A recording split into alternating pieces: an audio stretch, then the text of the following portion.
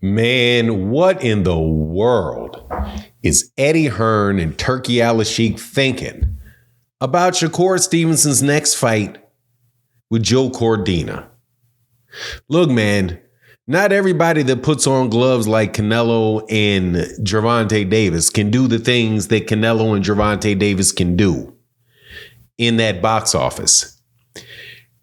Pay-per-view charge for Shakur and Joe Cordina. I can't believe it. Let's talk about that in this video.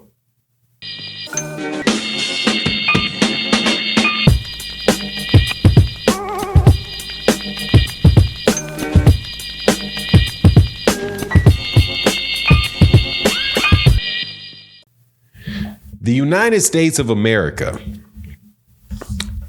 is getting shafted by DAZN.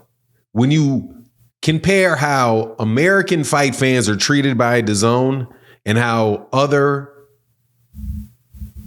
countries are treated by DAZN and the way that they charge for the fights that they have on DAZN, Shakur Stevenson will be fighting Joe Cordina on the undercard of Dmitry Bivol versus Arthur Beterbiev, their undisputed title shot fight at light heavyweight. For some reason in the United States, Shakur's fight will be on DAZN. Bivol and Beterbiev's fight will be on ESPN Plus. ESPN Plus, I do not believe, is going to charge for pay-per-view. So I thought, oh, okay, well, this is just a free fight. I'm looking forward to it. But no, word hits the street that Eddie Hearn in Matchroom, Turki Sheik and Riyadh Season are going to be requiring a payment for the Shakur Stevenson, Joe Cordina fight, and I believe the other fights that are going to air before that on DAZN. Why in the world is this a pay-per-view fight? Number one, this is a fight that most people are saying we don't want to see at all.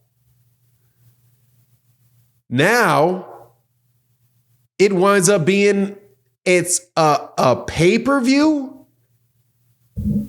This is perplexing. I have no idea what the strategy is for Matchroom and Turki Sheik for this quote unquote growing the sport of boxing by investing a ton of money. That's what they said they were doing in these fighters in order to get these guys to fight each other. But then you charge prices for people. Even though you're willing to take a loss, right? You charge prices for fights that people are not even asking to see. There's no reason for this to be on pay-per-view. None. It doesn't jive with I just want to make boxing better. We want boxing to be the best sport in the world again. So we are going to charge exorbitant prices for a fight that nobody's asking for. Something else I would like to just a proposition. Most of these fights that are being made out in Saudi Arabia are really fights that Turki Sheik wants. Not necessarily fights that boxing fans want. Take, for example, the fact that Turki Sheik has already stated that if Tyson Fury loses to Alexander Usyk and Danny Dubois loses to Anthony Joshua, he really wants to make a fight between Tyson Fury and Anthony Joshua and leave Alexander Usyk, just kind of out there and the belt's kind of out there. This just appears to me that it is kind of a catch as can,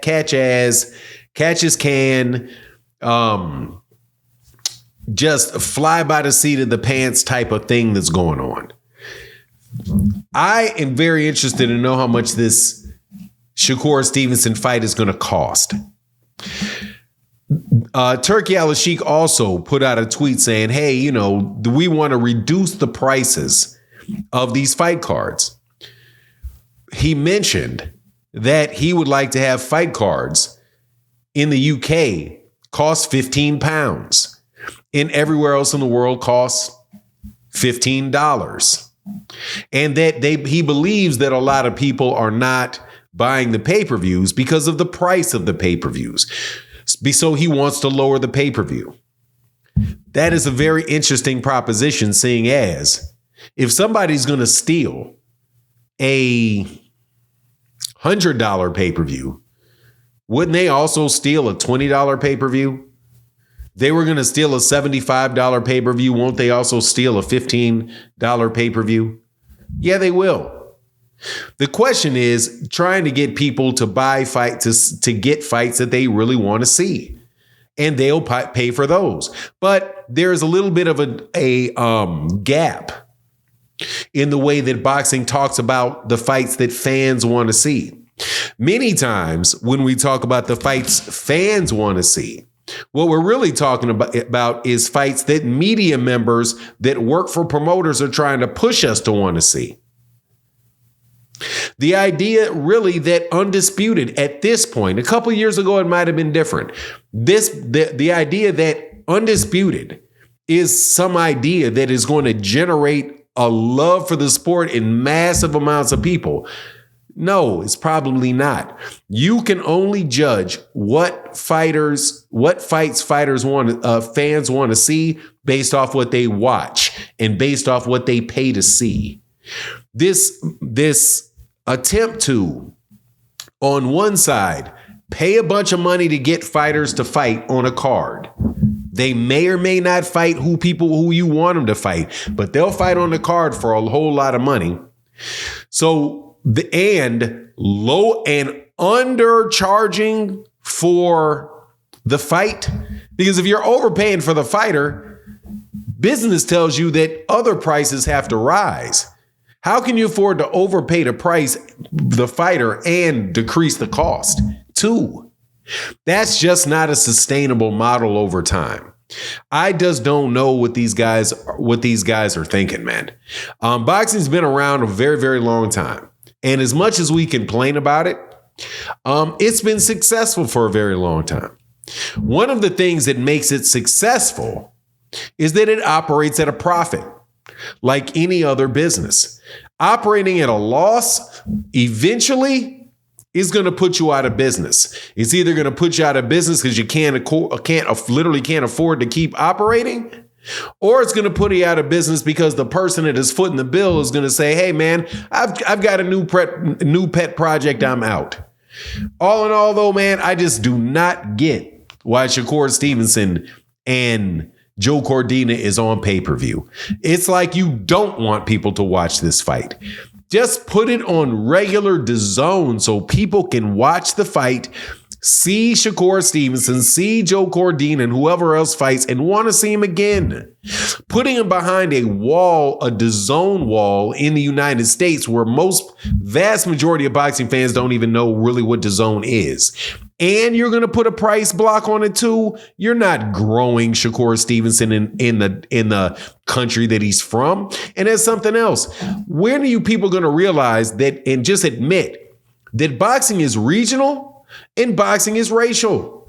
You are going to be able to sell UK fighters in the UK. You're not selling them in the United States. You're not selling them in China. You're not going to be selling Japanese fighters in the United States. You sell American fighters well in the United States. So just the whole thing that these guys are trying to do, just doesn't make sense to me. It seems very, very hodgepodge. It seems like, hey, man, they're doing really well in Saudi Arabia and they're doing really well in the UK, but they are stretching themselves too thin trying to come over here into the United States and do this stuff. But anyway, that's my take on the matter. Please let me know what you think in the comment section. And with that, I'm out. Deuces.